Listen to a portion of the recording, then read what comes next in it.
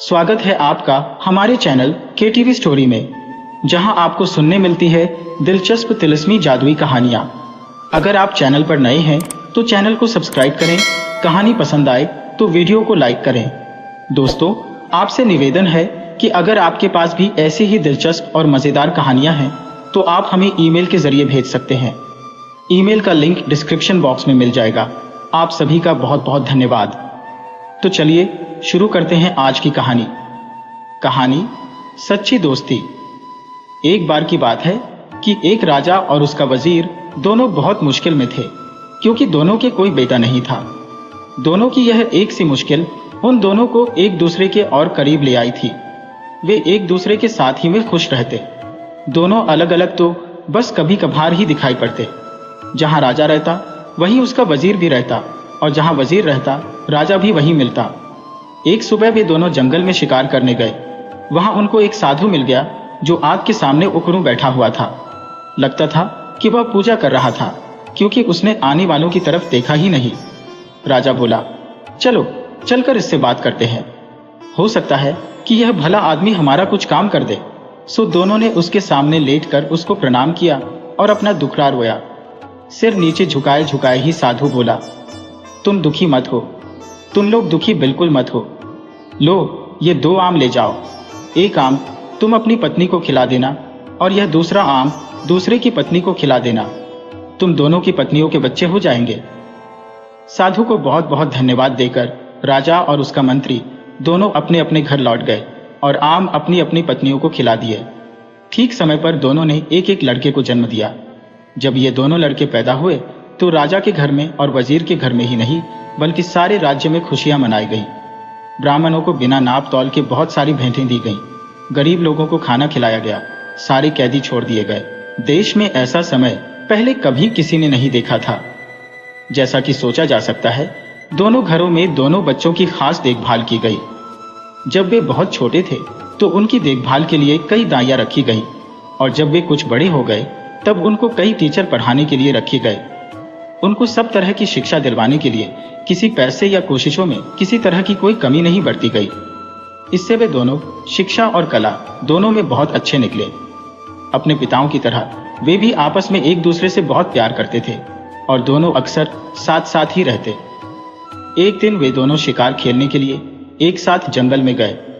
वहां वे दोनों घंटों तक शिकार की खोज में घूमते रहे। काफी देर बाद राजकुमार बहुत थक गया और उसे प्यास भी लगाई। वे अपने घोड़ों से उतर गए और उन्होंने अपने अपने घोड़े एक पेड़ से बांध दिए। राजकुमार वहीं घोड़ों के पास बैठ गया और वजीर का बेटा पानी की खोज में चल दिया। उसको जल्दी ही एक छोटी सी नदी मिल गई।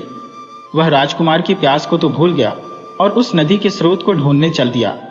वह 1-2 मील ही गया होगा कि उसको उसका स्रोत मिल गया। वहां उसने एक बहुत सुंदर परी को एक शेर के सहारे बैठा देखा। उसने यह भी देखा कि वह शेर उस परी से डरा हुआ था। यह दियारार्चे देखकर तो वह आश्चर्य से चौंक गया और इसे बताने के लिए राजकुमार के पास दौड़ गया। साथ में उसने राजकुमार को पिलाने के लिए थोड़ा सा पानी भी साथ ले लिया। जब वजीर का बेटा राजकुमार के पास पहुंचा तो राजकुमार ने पूछा, अरे, इतनी देर तक तुम कहां रह गए थे और तुम ऐसे डरे डरे से क्यों दिखाई दे रहे हो? तुम्हें क्या हुआ है? वजीर के बेटे ने जवाब दिया, कुछ नहीं, कुछ नहीं। राजकुमार बोला, कुछ तो हुआ है। तुम्हारा चेहरा बता रहा है कि तुम्हारे साथ जरूर ही कुछ हुआ है। तब वजीर के बेटे ने उसे बताया कि उसने एक बहुत सुंदर लड़की को देखा है। वह शेर के सहारे बैठी हुई थी और वह शेर उससे बहुत डरा हुआ लग रहा था। ऐसा था उसकी सुंदरता का जादू। राजकुमार बोला, मैं भी ऐसी लड़की को देखना चाहूंगा। तुम मुझे उसके पास ले चलो। वजीर का बेटा राजी हो गया और दोनों उस लड़की की तरफ चल दिए। वहां जाकर उन्होंने देखा कि शेर तो उस परी की गोद में सिर रखे सो रहा है। वजीर का बेटा बोला, डरो मत, हम उतनी देर में उस लड़की को पकड़ लेते हैं जबकि शेर सोया हुआ है। वे दोनों उस लड़की के और करीब चले गए। वजीर के बेटे ने शेर का सिर उठाया और उसको जमीन पर लिटा दिया, जबकि राजकुमार ने लड़की को पकड़ा और उसको साथ लेकर वहां से चल दिया। वजीर का बेटा वहीं रह गया। जब शेर जागा तो वहां वजीर के बेटे के अलावा किसी और को न देखकर बोला, अरे वह परी कहाँ गई? वजीर का बेटा बोला, मेरा दोस्त उसको ले गया है। शेर बोला, तुम्हारा दोस्त? तुम उसको अपना दोस्त कहते हो जो तुमको मरने के लिए यहाँ छोड़ गया है। वह तुम्हारा दोस्त नहीं, वह तो तुम्हारा सबसे बड़ा दुश्मन है। कोई सच्चा दोस्त इस तरीके से अपने दोस्त के साथ नहीं करेगा जैसा उसने तुम्हारे साथ किया है। अब मैं तुम्हें सच्चे दोस्तों की एक कहानी सुनाता हूँ। एक बार की बात है कि 3 दोस्त थे। एक राजकुमार था, एक ब्राह्मण था और एक बढ़ई था। इन तीनों के पास अपनी अपनी खास चतुराई थी। राजकुमार मुश्किल से मुश्किल और पेचीदा से पेचीदा मामलों को बहुत जल्दी सुलझा देता था। ब्राह्मण मरे हुए आदमी को जिंदा कर सकता था और बढ़ई चंदन की लकड़ी का एक ऐसा घर बना सकता था जो उसके मालिक के कहने पर कहीं भी जा सकता था।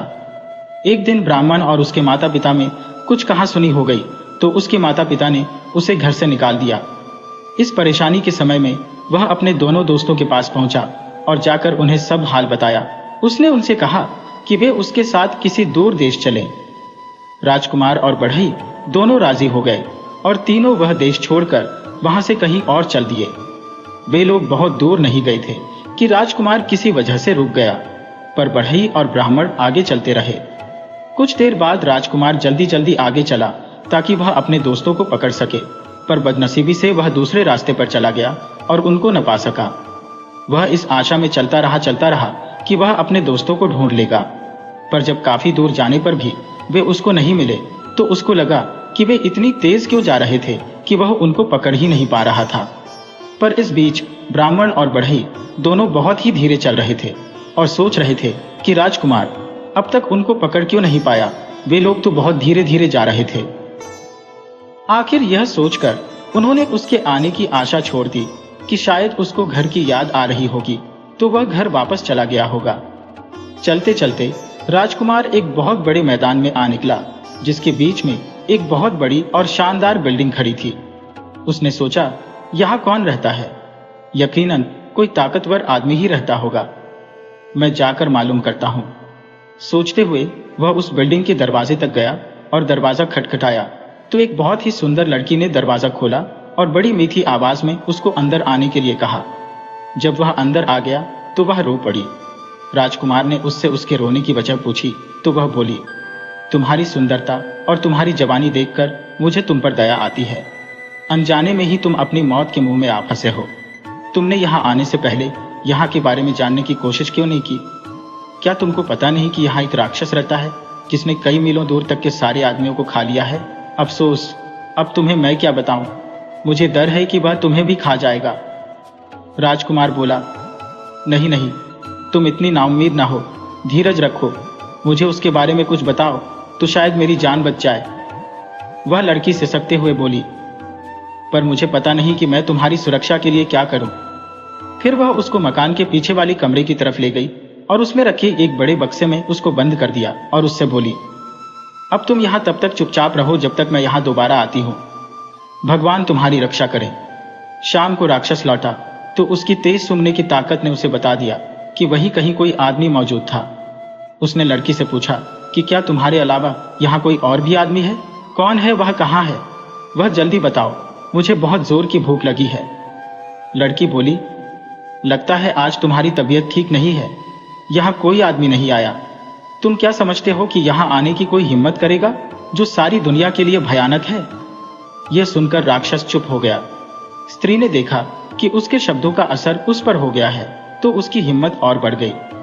उसको उससे मजाक सूझा तो उसने उससे उसकी जिंदगी के बारे में कुछ और जानना चाहा। वह बोली, तुम मुझे रोज इस घर में अकेला छोड़ जाते हो और जब तुम चले जाते हो तो मुझे यही पता नहीं होता कि तुम कब वापस लौटोगे। कभी कभी मुझे लगता है कि शायद तुम कभी वापस नहीं लौटोगे और तब मैं सोचती हूँ कि मैं किधर जाऊंगी, क्या करूंगी। तुम्हारी वजह से लोग मुझसे नफरत करते हैं तो मुझे लगता है कि किसी दिन वे मुझे मार देंगे। तुम ही मुझे बताओ कि क्या मुझे डरने की कोई जरूरत नहीं है?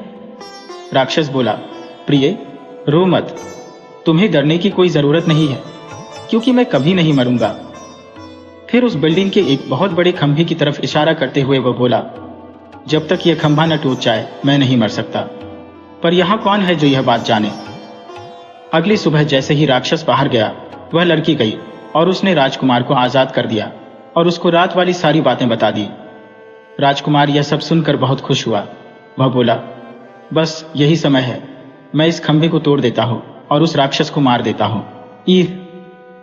ऐसा कहकर उसने खंभे को मार मार कर तोड़ दिया जब तक उसके सैकड़ों टुकड़े न हो गए। ऐसा लग रहा था कि राजकुमार की हर चोट सीधी राक्षस पर पड़ रही थी, क्योंकि जैसे ही वह खंभे को मारता था, राक्षस बहुत जोर से चिल्लाता था। जब खंभा टूटकर गिर गया तो राक्षस भी मर गया। अब राजकुमार उस सुंदर लड़की के साथ उस घर में रहने लगा। आसपास के लोग उसका राक्षस को मारने के लिए धन्यवाद करने के लिए आए। उसके बाद उस देश में शांति और खुशहाली छा गई। आसपास की जमीन में फिर से खेती होने लगी, गांव बसने लगे, वातावरण में लोगों की हंसी और संगीत गूंजने लगा। पर सच्ची खुशी हमेशा के लिए तो नहीं रहती।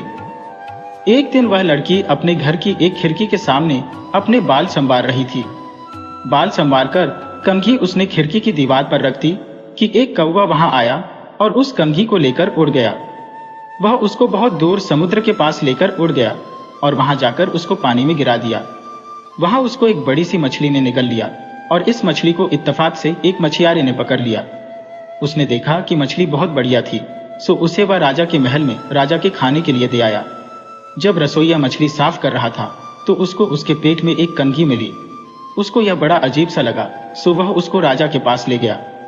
राजा ने जब वह कंघी देखी तो उसने उसके मालिक से मिलने की इच्छा प्रकट की। उसने चारों तरफ अपने आदमी भेजे कि वह उस कंघी वाली का पता लगा कर लाए और उसको बहुत बड़ा इनाम देने का वायदा किया जो उसे उसके पास लाएगा। कुछ समय बाद एक स्त्री मिली जिसने कहा कि वह उस कंघी को पहचानती है और उसने यह वायदा भी किया कि वह उस कंघी की मालकिन से राजा को मिलवा देगी। वह राजकुमार की पत्नी से मिली और बहुत जल्दी ही उनके परिवार में घुल मिल गई। इतना ही नहीं बल्कि उसको घर में रहने के लिए भी बुला लिया गया, जो उसने तुरंत ही स्वीकार कर लिया। उसने देखा कि जब तक राजकुमार जिंदा है तब तक वह अपने उद्देश्य में सफल नहीं हो सकती, तो उसने राजकुमार को जहर दे दिया और हकीम को रिश्वत देकर उसकी पत्नी से यह कहलवा दिया कि वह अपनी मौत ही मरा है। उस राजकुमार की पत्नी तो राजकुमार की मौत पर बहुत दुखी हुई और बहुत रोई। उसके इतना दुखी होने पर तो लोगों को लगा कि वह तो मर ही जाएगी, पर उसने उसकी लाश को नहीं छोड़ा। उसने उसको एक मजबूत बक्से में बंद करके अपने प्राइवेट कमरे में रख लिया। उसने अपने पति से उसके दो दोस्तों के बारे में अक्सर सुना था कि वे क्या कर सकते थे। उसको यह आशा थी कि एक दिन वह उनसे जरूर मिलेगी और अपने पति को जिंदा करवा लेगी।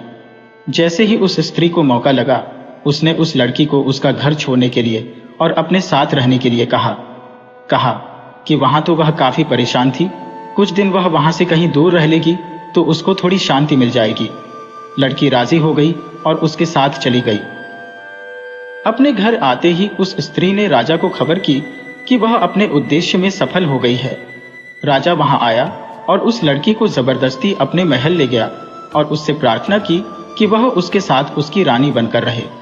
लड़की बोली कि वह उससे शादी तो कर लेगी, पर उसको 6 महीने का समय दिया जाए, क्योंकि उसके पंडित ने उससे ऐसा करने के लिए कहा था। राजा यह सुनकर बहुत खुश हुआ और उस दिन का इंतजार करने लगा जब वह दिन आएगा जब वह उस लड़की से शादी कर पाएगा। उसके लिए उसने एक छोटा सा महल सड़क के किनारे बनवा दिया था। वह उसी में अकेली रहती थी। इस बीच वह लड़की भगवान से यह मनाती रही कि उसके पति के दोनों दोस्त कहीं से उसे मिल जाएं तो वह इस राजा से शादी करने से बच जाए। वह हर जगह पूछताछ करती रही। वह हमेशा अपनी खिड़की पर ही बैठी रहती और इस आशा में बाहर की तरफ देखती रहती कि शायद वे दोनों वहां से कभी गुजरें। एक दिन उसने 2 आदमी अपने घर की तरफ आते देखे तो उसने उनसे पूछा, आप लोग कौन हैं और कहां से आए हैं? वे बोले, हम लोग यात्री हैं और काफी यात्रा करने के बाद यहां तक पहुंचे हैं। हमारे साथ हमारा एक दोस्त राजकुमार भी था, पर अब वह खो गया है। हम उसी को ढूंढते हैं। लड़की बोली, आप अंदर आइए और थोड़ा आराम कीजिए, फिर मुझे अपने खोए हुए दोस्त के बारे में कुछ बताइए। शायद मैं आपके खोए हुए दोस्त को ढूंढने में आपकी कुछ सहायता कर सकूं। सो वे दोनों महल में चले गए और उस लड़की के पास बैठकर उन्होंने उसको अपनी सारी कहानी बताई। लड़की बोली, भगवान का लाख लाख धन्यवाद है कि आप लोग यहाँ हैं, पर मुझे अफसोस है कि राजकुमार तो मर चुका है। ब्राह्मण बोला, उसकी आप चिंता न करें, मैं उसको जिंदा कर लूंगा। भगवान का लाख लाख धन्यवाद है कि हम ठीक जगह पर पहुंच गए। भगवान आपकी हर इच्छा पूरी करे। आप हमें राजकुमार का शरीर दिखा दीजिए। लड़की बोली, पर जरा ठहरिए, हमको बड़ी सावधानी से काम लेना है। इस देश के राजा को मुझसे बहुत प्यार हो गया है। मेरी प्रार्थना पर वह शादी के लिए 6 महीने तक मेरा इंतजार करेगा। 6 महीने पूरे होने वाले हैं और 6 महीने पूरे होते ही वह मुझको यहाँ से ले जाएगा। हम लोगों को बहुत ही सावधानी से काम करना है, क्योंकि राजा ने मेरे चारों तरफ बहुत सारा पहरा लगा रखा है। जो कुछ भी यहाँ होता रहता है, ये पहरेदार जाकर राजा को सब बताते रहते हैं। मुझे यकीन है कि आपका यहाँ होना भी राजा को पता चल गया होगा। अब देखना यह है कि हम यहाँ से निकले कैसे। बढ़ई बोला, मैम आप डरिए नहीं, अगर आप मुझे जरा सा चंदन की लकड़ी का टुकड़ा ला दें तो मैं उससे एक ऐसा महल बना दूंगा जो उसके मालिक की इच्छा पर इधर से उधर आ जा सकेगा। लड़की बोली, ठीक है, मैं देखती हूँ। इसी समय उस लड़की ने एक दूत राजा के महल की तरफ एक संदेश लेकर भेजा। मैंने आपसे शादी करने का फैसला किया है। हमारी शादी का दिन पास आ रहा है। आप मुझसे खुश रहें। आप मुझे 300 मन चंदन की लकड़ी भिजवा दें। राजा ने तुरंत ही उसकी बात मानकर उसको 300 मन चंदन की लकड़ी भिजवा दी और बढ़ई ने उससे मकान बनाना शुरू कर दिया। जब मकान बनकर तैयार हो गया तो लड़की ने राजा को एक और संदेश भेजा। ओ भले शानदार राजा, हमारी शादी का दिन अब पास आ रहा है, तो आप मेरी भाभी और ननद को यहाँ तुरंत आने की इजाजत दे। मैं अपनी शादी के बारे में उनसे कुछ सलाह लेना चाहती हूँ। राजा ने उसकी यह प्रार्थना भी मान ली। जैसे ही वे दोनों स्त्रियां उस लड़की के पास चंदन के मकान में पहुंची, वैसे ही बढ़ई ने उस मकान को राक्षस के मकान के पास जाने के लिए कहा। वहां उनको राजकुमार मिल जाता और वे लोग राजा से दूर आराम से रहते। बढ़ई के कहते ही चंदन का मकान उड़ चला और वह इतनी बेआवाज उड़ा कि किसी को पता ही नहीं चला कि क्या हो रहा है। वे सब तो बस उसकी बनावट की ही तारीफ करने में लगी थी कि अचानक उन्होंने अपने आप को मरे हुए राक्षस के महल के पास पाया। लड़की ब्राह्मण को राजकुमार की लाश के पास ले गई। ब्राह्मण ने बस उससे अपना हाथ छुआया कि वह जिंदा हो गया। सब लोगों में खुशी की लहर दौड़ गई। राजकुमार की शादी लड़की से करा दी गई। बाद में पता चला कि वह तो उस समय के एक बहुत बड़े ताकतवर राजा की बेटी थी। राजकुमार के दोनों दोस्तों बढ़ई और ब्राह्मण की शादी राजकुमारी की ननद और भाभी से करा दी गई। सब लोग राक्षस के मकान में बहुत दिनों तक खुशी खुशी रहे।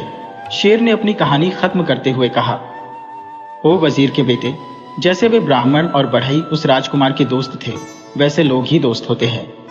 राजकुमार की तो तुम बात मत करो, जो खुद तो परी को लेकर चला गया और तुमको यहाँ मरने के लिए छोड़ गया। उसको तुम अपना दोस्त मत कहो, वह तुम्हारा दोस्त नहीं है। खैर, तुम मरोगे नहीं, मैं तुम्हें कोई नुकसान नहीं पहुंचाऊंगा। तुम अपने घर जाओ और शांति से रहो। और वजीर का बेटा वहां से चला गया। कहानी 2 भाई। महल में लोगों के दिन बहुत खुशी से गुजर रहे थे, क्योंकि वहां का राजा अपनी पत्नी को बहुत प्यार करता था। रानी भी राजा को बहुत प्यार करती थी। उनके 2 बेटे थे जो चतुर थे, अच्छे थे और अपने माता पिता की आज्ञा पालन करने वाले थे। वे यह सोचते थे कि उनके माता पिता के जैसा दुनिया भर में कोई नहीं था। अब ऐसे घर में तो खुशी का रहना जरूरी था ही, जब तक कि यमराज ने अपने कुत्तों को उनमें से एक को अपने नरक में लाने के लिए न भेजा होता। रोज सुबह राजा को थोड़ी देर के लिए अपनी पत्नी के साथ महल के एक बरामदे में बैठने की आदत थी। अपने इस शांत समय में वे दोनों चिड़ियों के एक जोड़े को अपने बच्चों के लिए खाना ले जाते देखते रहते। एक दिन उन्होंने देखा कि एक नई चिड़िया कुछ और चिड़ियों के साथ अपनी चोंच में कुछ कांटे दबाए उस घोंसले की तरफ उड़ी जा रही है। राजा को यह जानने की बड़ी उत्सुकता हुई कि वहां क्या हुआ था, सो उसने अपने एक नौकर से कहा कि वह उस पेड़ पर चढ़े और पता करे कि वहां क्या हुआ। वहां जाकर नौकर को पता लगा कि उस घोंसले के चिड़े की पत्नी मर गई थी और उसने दूसरी शादी कर ली थी। अब नई चिड़िया जो घर में आई थी, वह अपने सौतेले बच्चों का कोई काम नहीं करना चाहती थी। उसने सोचा कि अगर वह उनके खाने के लिए बाहर से कांटे ले आएगी तो वह मर जाएंगे और वह उनकी सेवा करने से बच जाएगी। उसने ऐसा ही किया और वे कांटे खाकर वे बच्चे मर गए। वे सब अपनी मां की लाश के ऊपर पड़े हुए थे।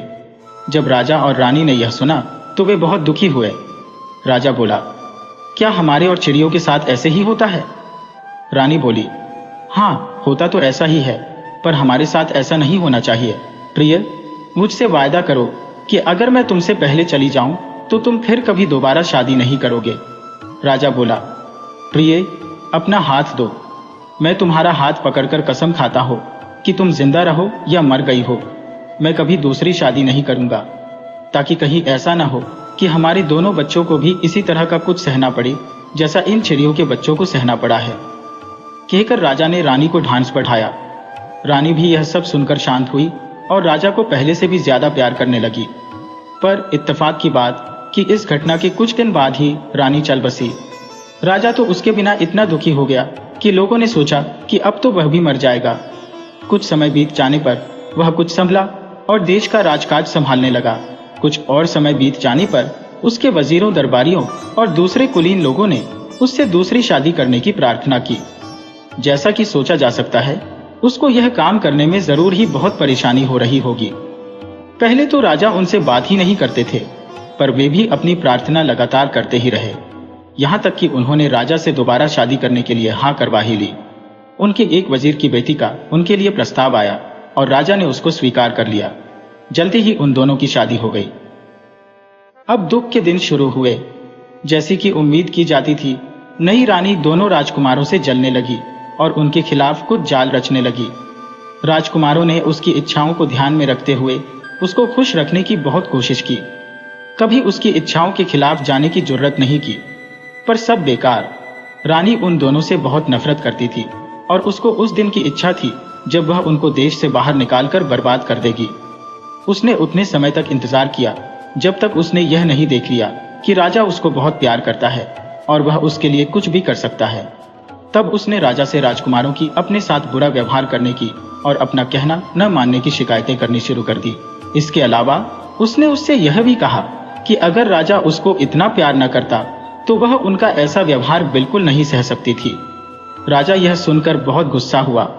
उसने तुरंत ही अपने आदमियों को हुक्म दिया कि वे उसके दोनों बेटों को सबकी आंख बचाकर जंगल में ले जाकर मार दें।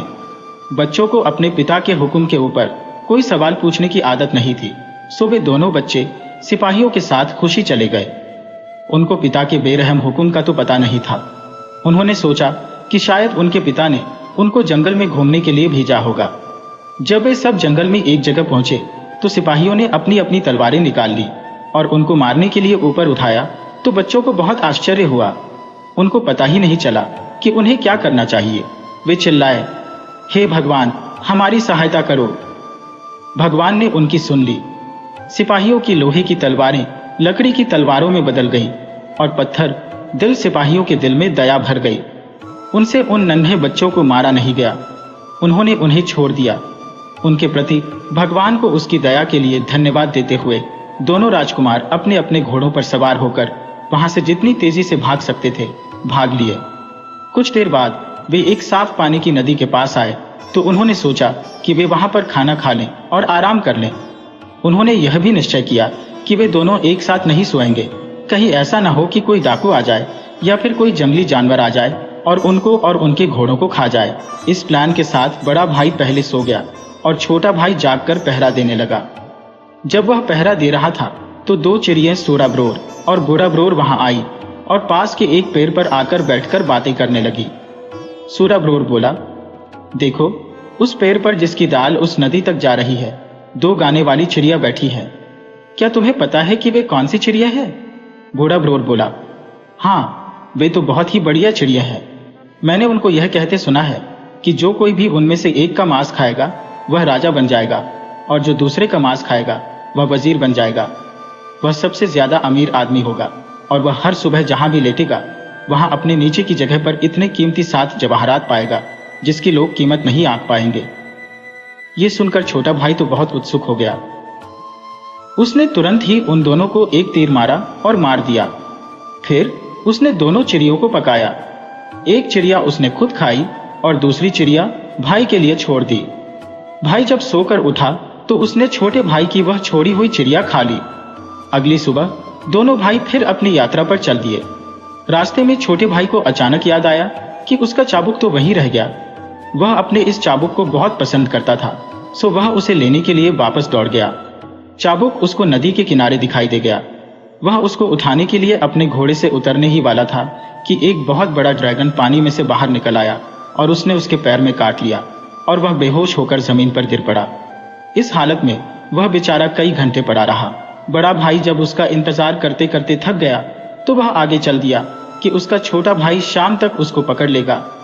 आगे चलकर वह एक शहर में पहुंचा तो वहां जाकर उसको पता चला कि वहां के राजा की अभी अभी मौत होकर चुकी है और वहां की जनता उसके वारिस की खोज में है।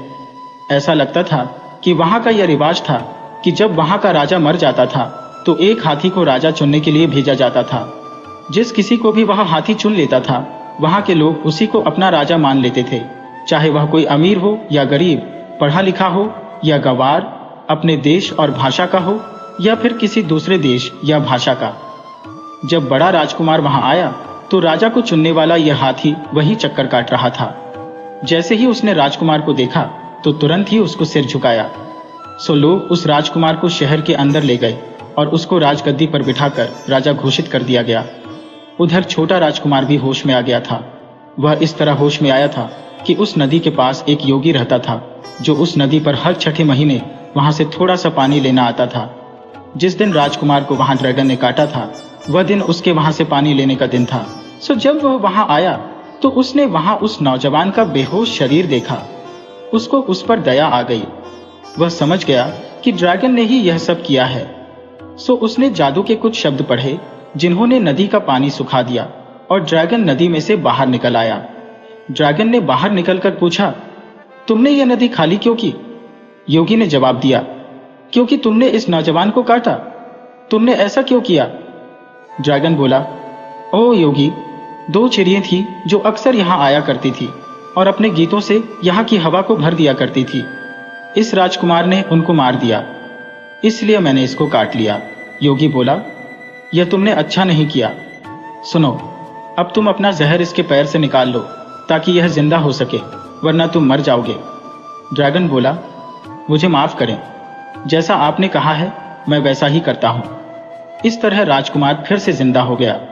उसने योगी को धन्यवाद दिया और आगे चल दिया, पर बदकिस्मती से उसने वह सड़क नहीं ली जिस पर उसका भाई गया था। वह दूसरी सड़क पर चला गया।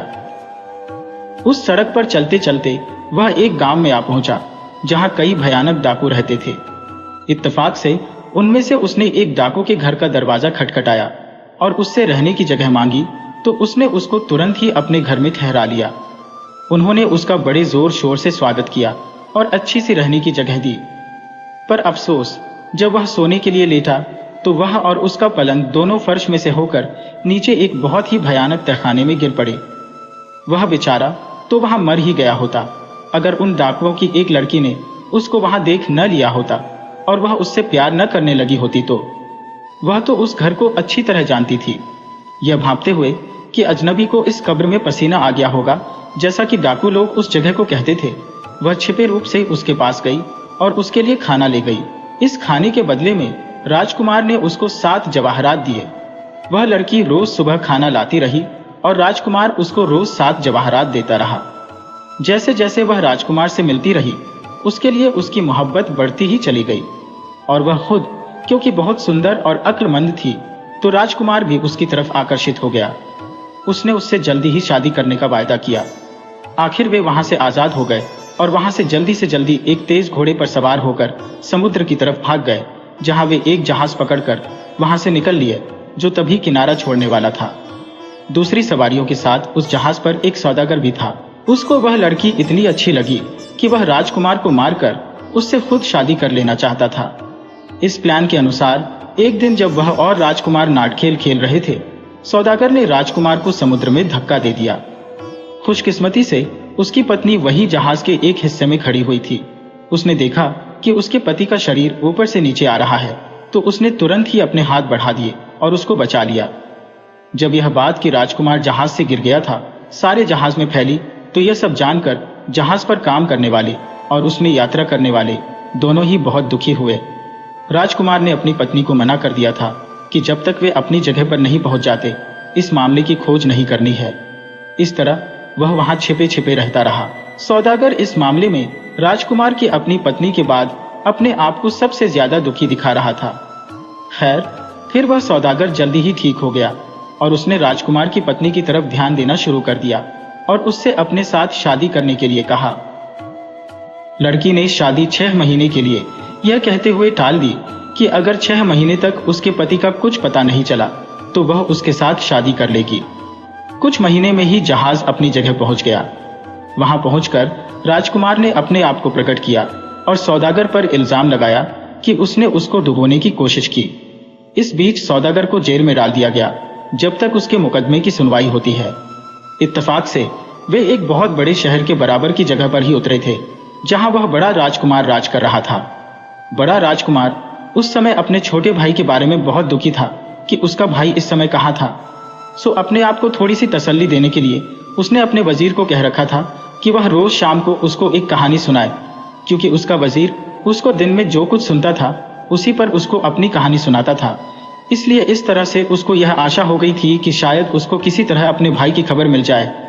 जिस दिन जहाज किनारे पर लगा था, इस वजीर की बेटी समुद्र के किनारे गई थी जहां उसको राजकुमार और उसकी पत्नी और नीच सौदागर की अजीब कहानी सुनने को मिली। वह कहानी उसने आकर अपने पिता को सुना दी। अगली शाम को वजीर ने वह कहानी राजा को सुना दी। राजा को यह कहानी सुनकर बहुत उत्सुकता हो गई, तो उसने अपने वजीर से कहा, राजकुमार और उसकी पत्नी कहाँ है? उनको तुरंत ही हमारे सामने पेश किया जाए। मुझे लगता है कि मुझे अपना इतने दिनों का खोया हुआ भाई मिल गया है। राजकुमार और उसकी पत्नी को तुरंत बुलवाया गया। तुम लोग सोच सकते हो कि दोनों भाई इतने दिनों के बाद मिलकर कितने खुश हुए होंगे। वे दोनों आपस में गले मिलकर बहुत रोए। छोटे राजकुमार को उस देश का वजीर बना दिया गया और सौदागर को फांसी लगा दी गई। कुछ साल बाद उनके पिता के कुछ दूत उस देश में आए और उन्होंने बताया कि राजा उन लोगों को देखना चाहता था। जब उसको अपनी नीच पत्नी की नीच हरकत का पता चला तो उसने उसको मार दिया। यह सुनकर दोनों भाई अपने पिता से मिलने तुरंत ही चल दिए। वे लोग वहां सुरक्षित पहुंच गए और जाकर अपने पिता से मिले। अब दोनों आपस में मिलकर बैठे। कुछ समय बाद ही राजा मर गया। बड़ा राजकुमार उसके वारिस की हैसियत से उस देश का राजा बन गया और छोटा राजकुमार उस देश का राजा बन गया जहां उसका बड़ा भाई राज कर रहा था। दोनों राजकुमार बहुत फले फूले और अपनी होशियारी, न्याय और दया के लिए मशहूर हुए।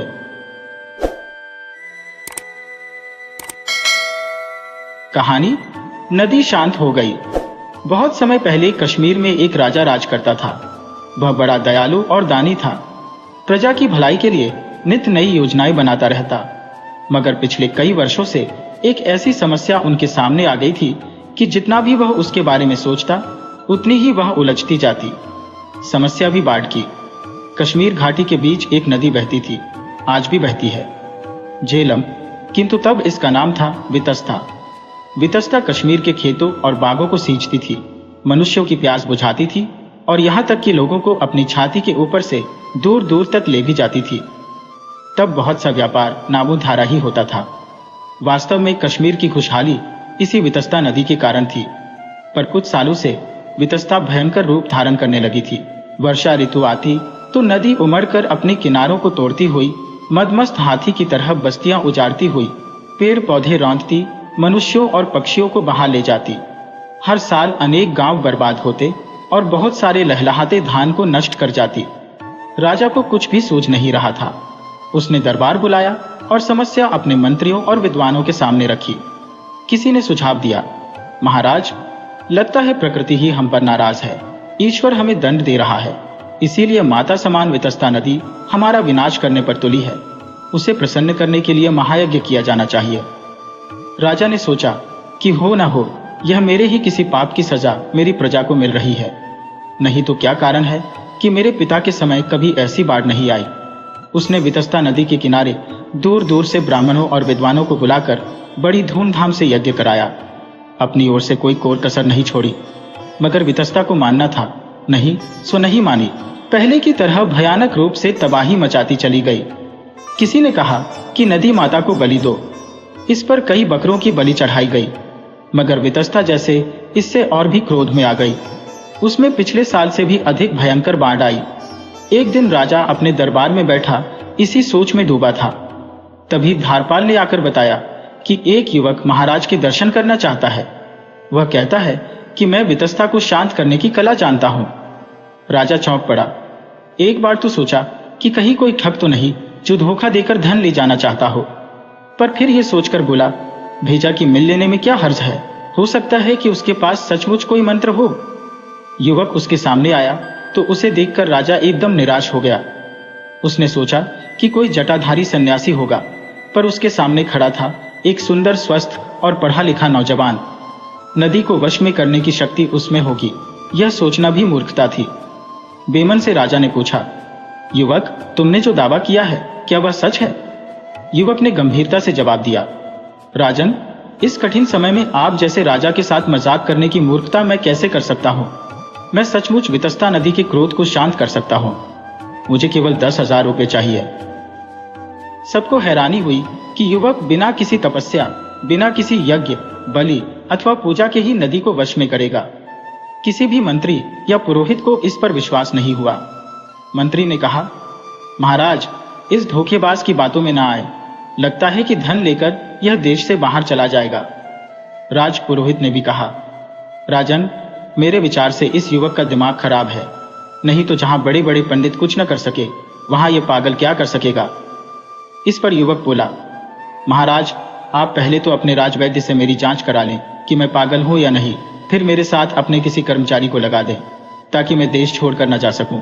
1 सप्ताह के भीतर यदि वितस्ता नदी अपनी सीमाओं में न बहने लगे तो जो आपके मन में आए वह दंड मैं भोगने को तैयार हूं। अगले दिन राजधानी श्रीनगर में यह समाचार आग की तरह फैल गया कि एक पागल नदी को वश में करने वाला है। सुबह से ही बहुत से लोग नदी के किनारों पर तमाशा देखने आ गए, क्योंकि वह युवक नाव में बैठकर नगर के एक छोर से दूसरे छोर तक जाने वाला था। नदी जहां श्रीनगर में प्रवेश करती है, वहां से युवक की नाव चल पड़ी। उसके साथ कई मटके थे। नाव कुछ ही आगे बढ़ी होगी कि युवक ने एक मटके में हाथ डाला और मुट्ठी भर सिक्के निकाले। यह देखकर सबको अचंभा हुआ कि इस पागल युवक ने सिक्के नदी में फेंक दिए। युवक ने फिर कुछ सिक्के निकाले और लोगों को दिखाते हुए फिर पानी में इस तरह फेंके जैसे खेत में बीज बो रहा हो। पहले तो लोगों ने सोचा कि शायद यह कोई पूजा हो, मगर जल्दी ही वे समझ गए कि युवक बेमतलब पैसे फेंक रहा है, जैसे पैसे ना हो, कंकड़ हो। अचानक दूसरे किनारे पर कुछ शोर सा हुआ। कुछ मनचले लड़के पानी में कूद पड़े और गोता लगाकर पैसे निकालने की कोशिश करने लगे। पहले तो लोग उन पर हंसे, मगर जब कई लड़कों को नदी तल से सचमुच सिक्के मिल गए तो हंसी बंद हो गई। लोगों में नदी तल से पैसे निकालने का जोश से उमड़ पड़ा। दोनों किनारों पर जबरदस्त भगदड़ मच गई। लोग नदी में कूद रहे थे। कोई दोनों हथेलियों में नीचे से कीचड़ निकाल रहा था, तो किसी ने छोटी सी टोकरी साथ ले रखी थी जिसमें कीचड़ भरकर वह किनारे पर लाकर उसमें से सिक्के खोजता। कुछ लोगों को इससे भी अच्छी तरकीब सूझी। वे दल बनाकर नदी तल से कीचड़ निकालकर नावों में भरने लगे। एक दल किनारे पर कीचड़ डाल आता तो दूसरा उसमें से सिक्के निकालता, और वह युवक लगातार मटकों में से पैसे निकालकर लोगों को दिखा दिखाकर नदी में फेंकता रहा, जैसे कह रहा हो, और गहराई में जाओ और जितने सिक्के बटोर सको बटोरो। नदी के बीच में पहुंचकर तो उसने सिक्कों से भरा हुआ मटका ही पानी में उलट दिया। ज्यों ज्यों उसकी नाव आगे चलती, त्यों त्यों सिक्के खोजने वालों की संख्या भी बढ़ती जाती। राजा के कर्मचारी इस युवक की हरकतों से बड़े परेशान हो रहे थे। इस पगले ने तो सारे शहर को ही पागल बना दिया। चंद सिक्कों के लिए लोग मिथरी नदी से निकालकर किनारे पर डालने के लिए उतावले हो रहे थे, मगर युवक किसी की चिंता किए बिना अपना काम करता गया। शाम हो गई तो वह घर चला गया। अगले दिन उसने देखा कि सूरज निकलने से पहले ही लोग फिर नदी में गोते लगाने निकल पड़े थे। दूसरे दिन भर यही क्रम चला। किनारों पर मिथरी के अंबार लग गए, पर लोगों का उत्साह कम नहीं हुआ। तीसरे दिन सुबह लोगों ने चमत्कार देखा। वितस्ता का पानी कई हाथ नीचे चला गया था और किनारे कई हाथ ऊंचे हो गए थे। उस दिन राजा ने नदी पर आकर सारा दृश्य देखा तो उसकी समझ में आया कि नदी क्रोध में क्यों थी। बरसों से नगर की गंदगी बहकर उसी में चली जाती थी, जिससे उसका तल ऊपर उठ गया था और पानी के बहाव में बाधा आ जाती थी। इस सच्चाई को समझने के लिए यज्ञ और बलि की नहीं, प्रकृति के स्वभाव की जानकारी जरूरी थी। उस दिन के बाद नदी में बरसों तक बाढ़ नहीं आई और कई दलदलों से पानी निकल गया। ऐसे ही एक स्थान पर एक नगर बस गया जिसे आज सोहोर कहते हैं। तब उसका नाम सूर्यापुर था, क्योंकि वह उसी युवक की याद में बसाया गया जिसका नाम सूर्या था।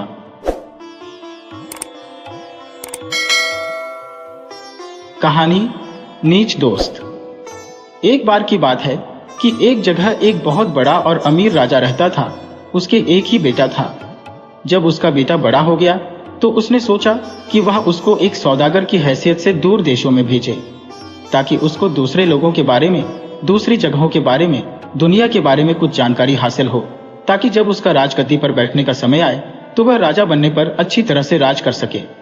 सो उसने उसको बहुत सारा पैसा दिया, बहुत सारा सामान दिया और उससे कहा कि वह जहां चाहे जाए, पर अपनी आंखें खुली रखे और जितना चाहे उतना पैसा कमा कर लाए। सब तैयारी हो जाने पर राजकुमार जाने के लिए तैयार हुआ। वजीर का बेटा उसका बहुत अच्छा दोस्त था। वह उसके साथ जा रहा था और बहुत सारे नौकर और घोड़े।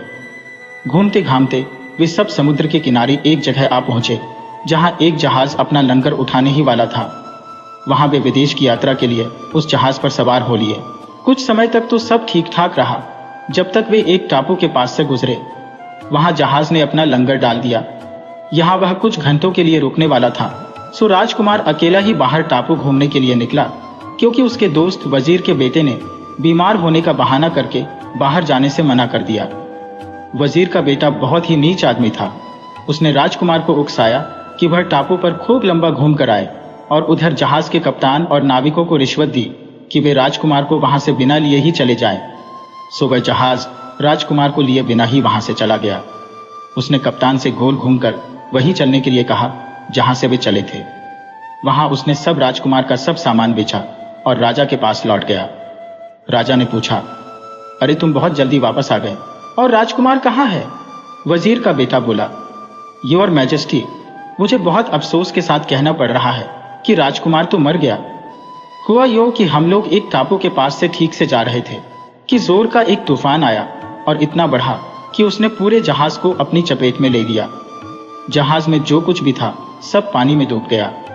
मैंने राजकुमार को बचाने की बहुत कोशिश की, पर अफसोस मैं उनको नहीं बचा सका। मैं भी बड़ी मुश्किल से बचकर वहां से निकल सका। राजा ने जब यह सुना तो राजा तो दुख के सागर में डूब गया। वह अपने बेटे के लिए बहुत दिनों तक रोता रहा। इस समय में उसकी हालत पागलों जैसी हो गई। वह न किसी की परवाह करता था और न कोई काम करता था, बस हमेशा अपने बेटे के लिए ही रोता रहता। इस बीच राजकुमार के हालात अच्छे हुए। जैसे ही उसको अपने दोस्त की नीचता का पता चला तो उसने रात को ठहरने की जगह ढूंढनी शुरू कर दी। उसने एक साफ झरने के पास एक जगह ढूंढ ली, जहां जाकर वह इस आशा में सोने के लिए लेट गया कि अगली सुबह उसके लिए कुछ अच्छा लेकर आएगी। जब वह सो रहा था तो झरने में से स्वर्ग की एक अप्सरा निकली, जिसके साथ बहुत सारे सिपाही थे। वहां आकर वह खाना खाने बैठ गई। जब वह खुद खाना खा चुकी तो वह राजकुमार के पास गई और उसको कुछ खाना दिया। राजकुमार ने उसका दिया वह खाना खाया और उसको बहुत बहुत धन्यवाद दिया, क्योंकि जब से वह जहाज से उतरा था उसने कुछ भी नहीं खाया था। खाना खाकर उसने उस अप्सरा से पूछा, ओ सुंदरी, तुम कौन हो और कहां से आई हो? सुंदरी बोली, जनाब, मैं स्वर्ग से आई एक अप्सरा हूं। आप मुझे अपनी कहानी बताइए तो शायद मैं आपकी कुछ सहायता कर सकूं। राजकुमार बोला, सुंदरी, मैं एक राजकुमार हूं। मैं अपने पिता की इच्छा से अनुभव और ज्ञान पाने के लिए इधर उधर घूम रहा हूं, ताकि मैं उनके बाद मैं अच्छी तरह से राज कर सकूं। मैं बहुत सारा सामान लेकर जहाज में जा रहा था कि जहाज यहाँ कुछ घंटों के लिए रुका। सो मैं इस टापू को देखने के लिए नीचे उतर आया, पर जब मैं जहाज के कप्तान के बताए समय पर जहाज पर चढ़ने के लिए पहुंचा तो वह जहाज वहां से जा चुका था। मुझे इसमें कोई शक नहीं है कि इस काम में मेरे दोस्त वजीर के बेटे का हाथ था, जो मेरे साथ यात्रा कर रहा था। अप्सरा बोली, ओह, वह नीच आदमी, उसको अपनी इस नीचता का फल भुगतना पड़ेगा। जनाब, आप इस समय सोइए, मैं कल सुबह आपको आपके पिता के पास पहुंचा दूंगी। ये आदमी भी शायद लौटकर वहीं गया होगा, तब आप इसको आमने सामने बुरा भला कह सकते हैं। इतना कहकर वह अपने सिपाहियों के साथ झरने में ही गायब हो गई। राजकुमार सोने चला गया। अगली सुबह वह फिर आई। उसको जगाकर उसने उसको उसका नुकसान भरने के लिए कई कीमती जवाहरात दिए और उसे जाने के लिए कहा। उसकी बात मानकर वह बहुत सारे सिपाहियों को साथ लेकर चल दिया, तो उसने अपने आप को अपने महल के रास्ते पर पाया। राजा उस समय अपने सोने वाले कमरे में बैठा हुआ था। उसने उस कमरे की खिड़की से एक बहुत बड़ा जुलूस आता देखा तो सोचा, यह कौन आ रहा है? उसने अपने दरबान को बुलाया और उसको यह देखने के लिए भेजा कि उसके महल की तरफ यह कौन आ रहा था। उसने दरबान को कुछ मोती दिए और उससे कहा, जाओ, भाग कर जाओ और देखो कि यह कौन आ रहा है। कहीं ऐसा न हो कि यह कोई ताकतवर दुश्मन हम पर हमला करने आ रहा हो। जब वह वहां पहुंचा तो राजकुमार ने उससे कहा, जाओ और वापस जाकर अपने राजा से कहो कि मैं उनका एक दोस्त हूँ और उनके बेटे के बारे में खबर देने आया हूँ। उसके बारे में मुझे कुछ अजीब खबरें मिली है। यह सुनकर राजा ने उसका अपने महल में बड़ी शान और शौकत के साथ स्वागत किया। उसने राजकुमार को आंखों में आंसू भरकर अपने राजकुमार के जहाज के डूब जाने की कहानी सुनाई। फिर उसने वजीर के बेटे को बुलाया ताकि वह उसको कहीं को ठीक साबित कर सके। यह सब सुनकर राजकुमार अपने आप को रोक न सका और बोला, पिताजी, आप अपने आंसू पोंछ लें। आपका बेटा वापस आ गया है। मैं ही हूं आपका बेटा। हमारे जहाज को किसी तूफान ने नहीं डुबोया था, किसी लहर ने मुझे नहीं मारा, बल्कि मैं एक अकेले टापू पर, जहां कोई नहीं रहता था, भूखा मरने के लिए छोड़ दिया गया था। फिर उसने वजीर के बेटे की तरफ इशारा करते हुए कहा, इस आदमी ने जहाज के कप्तान को रिश्वत दी कि वह मेरे बिना ही जहाज को ले जाए, ताकि मेरे पीछे यह मेरा सब सामान बेचकर उसका सारा पैसा हड़प ले। राजा चिल्लाया, ओह नीच आदमी। फिर अपने आदमियों को उसको फांसी का हुक्म सुनाते हुए कहा कि ऐसे लोगों को हमारे बीच रहने का कोई अधिकार नहीं है। राजा को अपना बेटा जिंदा पाकर बहुत खुशी हुई। कुछ समय बाद राजा मर गया और फिर उसके बाद उसके बेटे ने सफलतापूर्वक राज किया। कहानी नीच सौतेली मां। एक दिन एक ब्राह्मण ने अपनी पत्नी को अपने बिना खाना खाने से मना किया, ताकि कहीं ऐसा न हो कि वह बकरी बन जाए। इसके जवाब में उसकी पत्नी ने भी उससे यही कहा कि वह भी उसके बिना खाना नहीं खाएगा, ताकि वह कहीं चीता न बन जाए।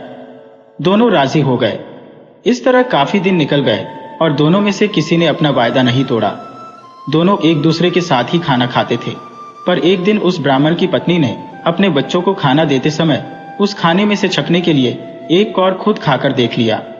उस समय क्योंकि उसका पति वहां था, नहीं सो उसकी पत्नी तुरंत ही एक बकरी बन गई। जब वह ब्राह्मण घर आया तो उसने देखा कि एक बकरी उसके घर के चारों तरफ घूम रही है।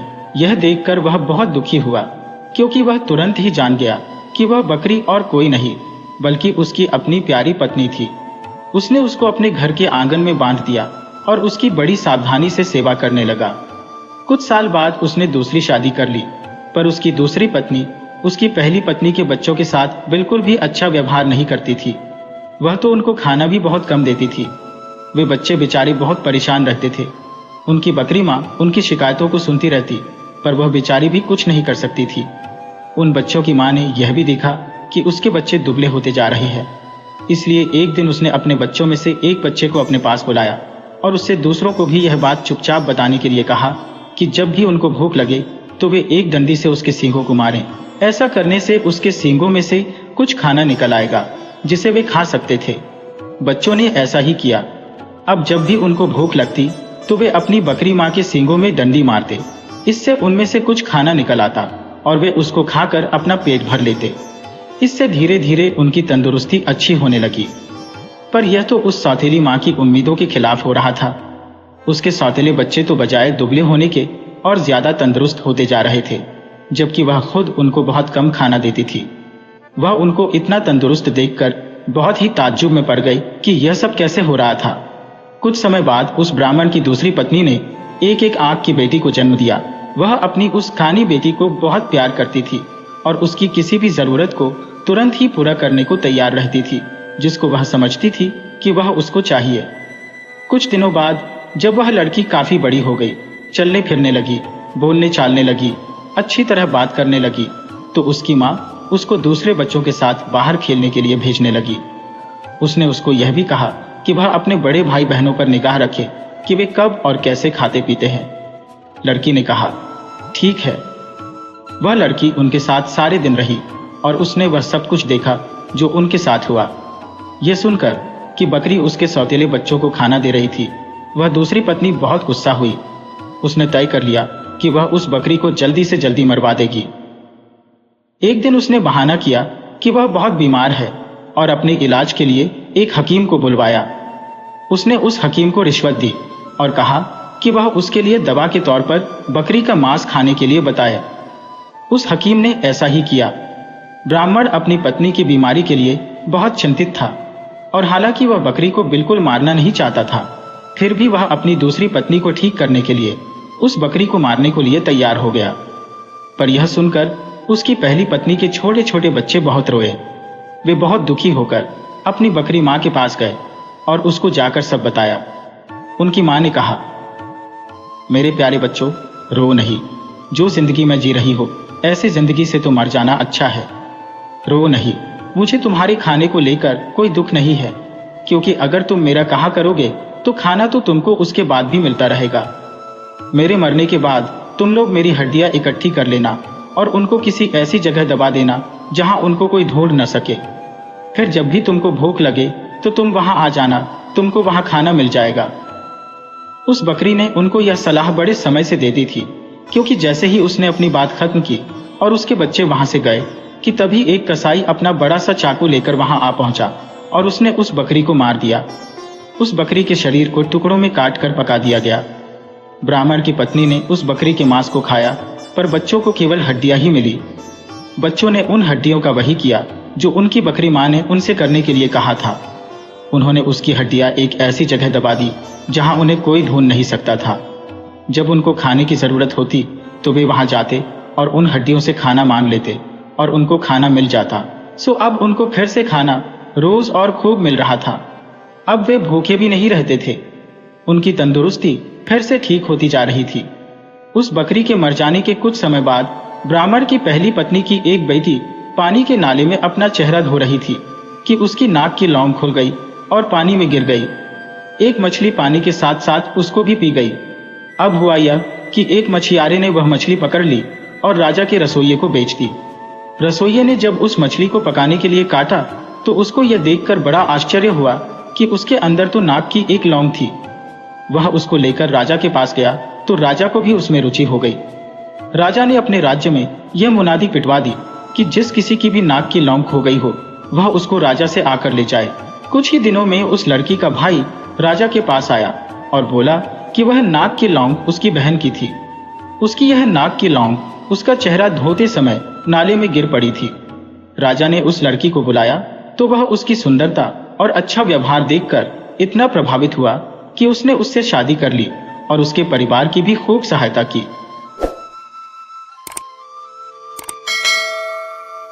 कहानी परेशान करने वाला दोस्त। यह बहुत पुरानी बात है कि एक बार कश्मीर में एक मुकद्दम अपने गांव के एक आदमी का दोस्त बन गया। यह गांव का आदमी आगे चलकर इतना बुरा साबित हुआ कि वह उससे छुटकारा पाने की सोचने लगा। पर यह जितना कहना आसान था, करना उतना ही मुश्किल था, क्योंकि उनके बीच इतनी पक्की दोस्ती हो गई थी कि वह यह भी नहीं चाहता था कि उसको बुरा लगे। इसके अलावा उसने उस आदमी को अपने कुछ भेद भी बता दिए थे। आखिर एक तरकीब उसके दिमाग में आई। वह अपनी पत्नी से बोला, प्रिय, जैसे ही हम लोग शाम का खाना खाने बैठेंगे तुम देखोगी कि वह आदमी इस आशा में यहाँ आएगा कि उसको भी कुछ खाना मिल जाएगा। इसलिए मैं अभी बाहर जाता हूँ और फिर अपना खाना खाने के लिए बाद में घर वापस आता हूँ।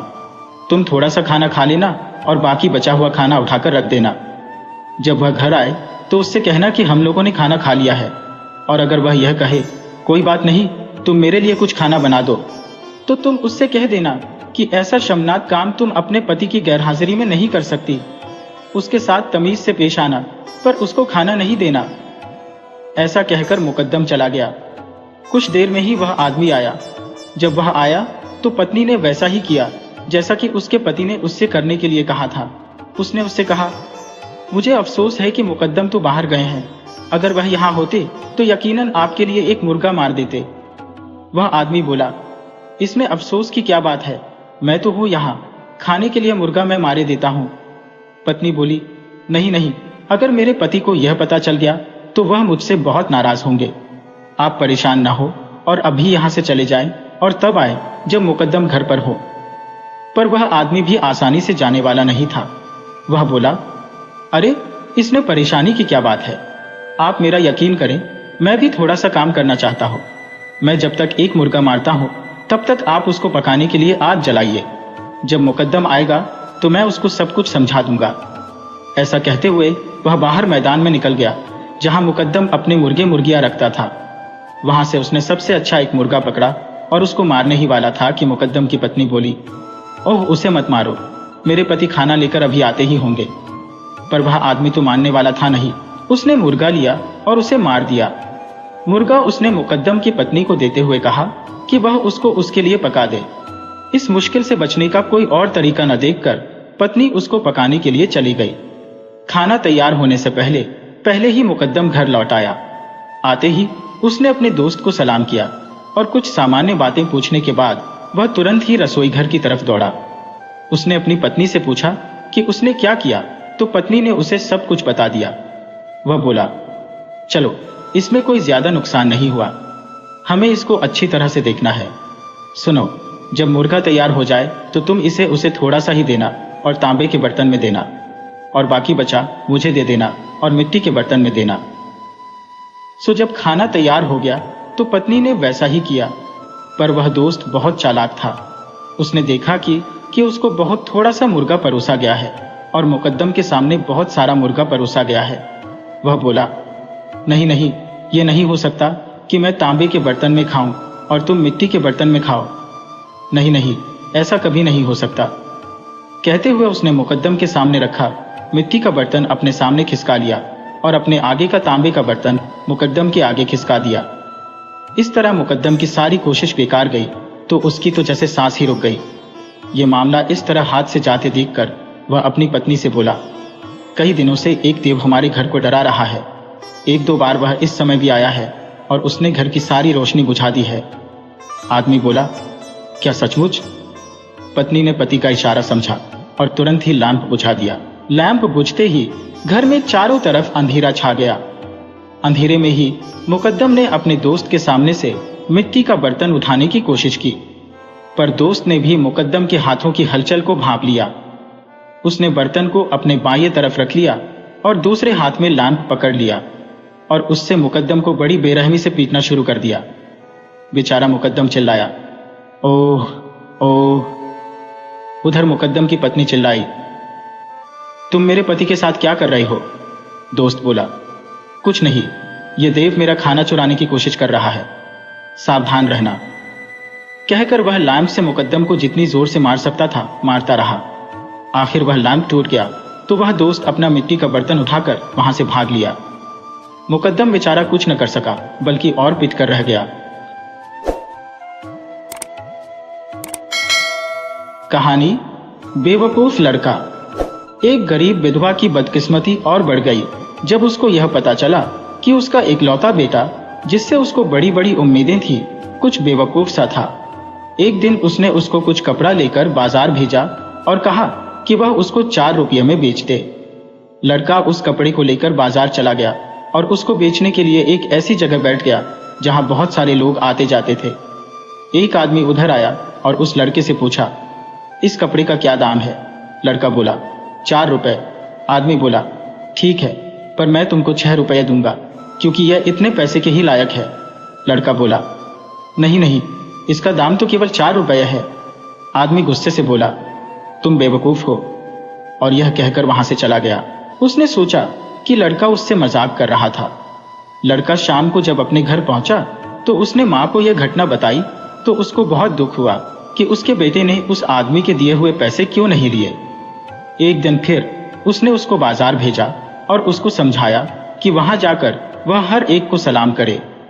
नम्रता में कोई आदमी कुछ भी खोता नहीं है, बल्कि अक्सर उसे कुछ मिल ही जाता है। सो वह बेवकूफ लड़का चल दिया। रास्ते में उसे जो भी मिला वह हर आदमी और हर चीज को सलाम करता गया। झाड़ू लगाने वाले को, घोड़े को, छोटे बच्चों को, घर को। कुछ गधे अपनी पीठ पर बोझा लिए जा रहे थे, उसने उनको भी सलाम किया। ये देखकर गधों के मालिक ने कहा, ओ बेवकूफ, ये तुम क्या कर रहे हो? क्या तुम नहीं जानते कि हम इनको कहते हैं फ्री फ्री? ये सुनकर लड़के ने हर आदमी और हर चीज को फ्री फ्री कहना शुरू कर दिया और आगे चल दिया। जब वह लड़का हर आदमी और हर चीज को फ्री फ्री कहता जा रहा था तो उसको एक चिड़िया पकड़ने वाला चिड़िया पकड़ने का जाल बिछाता दिखाई दे गया। जब उसने लड़के को फ्री फ्री कहते हुए सुना तो उसने देखा कि उसकी चिड़िया तो वहां से जा रही है। उसने उससे कहा, ओ बेवकूफ, तू यह क्या कह रहा है? बहुत ही मुलायम आवाज में, कह लग लग लग लग। सो लड़के ने धीमे धीमे लग लग लग लग कहना शुरू कर दिया। जब वह लग लग लग लग कहता जा रहा था तो रास्ते में उसको एक चोरों का झुंड मिल गया जो एक बागीचे से निकल रहा था। वे लोग वहां से कुछ फल चुरा कर निकल रहे थे। वे बोले, ये तुम क्या कह रहे हो? या तो चुपचाप रहो ओ बेवकूफ, या फिर कुछ और कहो। जाओ और कहो, एक को जाने दो, दूसरे को लो। सो उस लड़के ने ऐसे ही कहना शुरू कर दिया। जब वह यह कहता जा रहा था तो रास्ते में उसको एक जनाजा मिला। जनाजे के साथ जाने वालों में से कुछ ने कहा, चुप रहो, क्या तुम्हारे दिल में मरने वाले के लिए कोई इज्जत नहीं है? जाओ, घर जाओ। आखिर वह बड़ी नाउम्मीदी और टूटे दिल से यह न जानते हुए कि उसे क्या करना चाहिए या उसे क्या कहना चाहिए, अपनी माँ के पास लौट आया और उसे सब बताया। माँ बेचारी क्या करती, वह तो खुद ही अपने बेवकूफ बेटे से बहुत परेशान थी। वीडियो अच्छी लगी हो तो इसे लाइक करें और ऐसी ही मज़ेदार कहानियों के लिए चैनल को सब्सक्राइब करें और बेल आइकन दबाएं। ज़्यादा से ज़्यादा अपने दोस्तों को शेयर करें। धन्यवाद।